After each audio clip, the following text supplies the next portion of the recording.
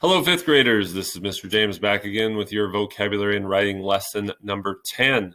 We're going to look at 3 words from Pedro's journal today from pages 74 through 77. And the first word that we're going to look at, I'm one step ahead of myself, is the word betrayal. And betrayal is a noun, and it is found on page 74. I have it in the text here, and I'm going to go ahead and read. This morning, the men responded slowly to orders, scowling and slamming down their tools and lines. They whispered in pairs and small groups on decks and below.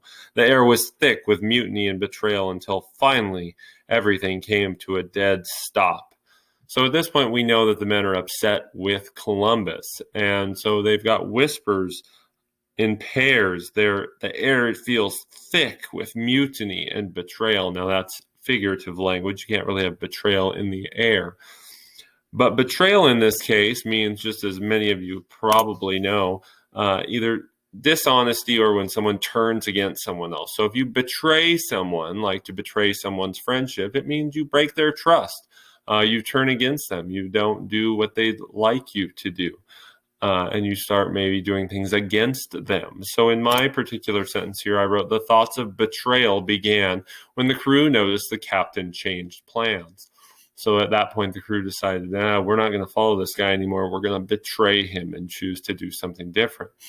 As a verb, you can use it as betrayed, betray, betraying, and change the ending based on the tense of your sentence. Please go ahead and write your own sentence now.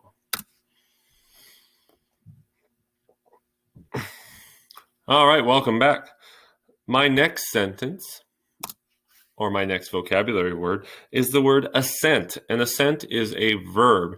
It is found on page 74. Now, this is not like the ascent that means to ascend, to climb something. This is a little bit different than that. Let's read the sentence and see if we can't figure it out. The other men grumbled their assent and nodded, their fists clenched, their chest broad, and they remained motionless and unmoved while Columbus paced the deck.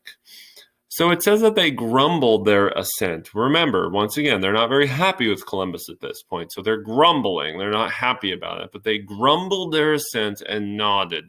If they're nodded, they're in agreement, right? So when it gives us that clue of saying that they nodded, even though they grumbled it and they're not happy, it does mean that they agree or approve of what he's saying. They didn't want to do it because they grumbled it and nodded, but they did, in fact, assent or agree. And so the sentences there, the morphological links there are assented or an assenter, someone who agrees, or to agree in the past. The sentence that I have written there says the crew members assented to the request of the captain, which means that they went on to just agree with what the captain said. Go ahead and pause the video and write your own good contextual sentence. All right, welcome back. Our last word for today is the word dispersed, and dispersed is a verb, and it is found on page 76. If we look into the text here, it says, I took a picture of it from earlier, so let me find it here. Having to do things a little bit different when we don't have all the tools that we normally have. There we go. The men dispersed to their watches and bunks, and the captain paced the deck. So if they dispersed to their watches and bunks, I'm assuming that watches in this case isn't like a watch that you're wearing, but it's something they're required to do, to watch over what's going on. So they went back to their watches and their bunks, which is where they sleep.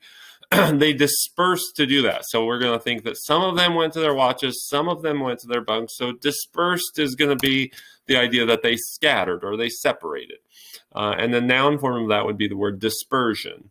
And so you could use it as a noun in a sentence as well. The sentence that I have written says, Sarah evenly dispersed sprinkles all over her cupcakes. This is a true sentence. She literally made cupcakes last night. And she did put sprinkles that she dispersed all over them. She didn't pile them in one spot. She scattered them out. She spread them around. That would be dispersion, or to disperse something. Go ahead and write your own sentence now.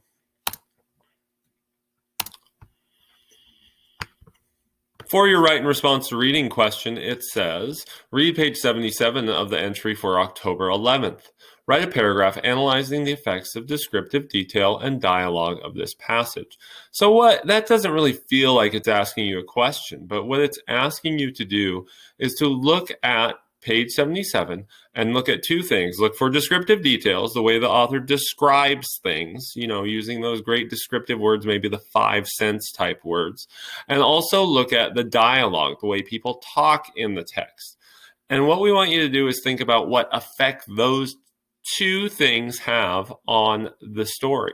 So do the descriptive details give the section of the text a particular feeling, or do the way that people talk give the portion of the text a particular mood? What effects does it have? How does it make the text feel? And you should be able to give some examples from the text. And this is definitely a place that I would quote accurately from the text and not do any not put it in your own words, not paraphrase, but to actually go ahead and look at the text and choose sections to quote when you're giving your examples to support your answer or your paragraph. Please go ahead and get started on that and have a wonderful rest of your day. Till next time, this is Mr. James. Stay safe out there.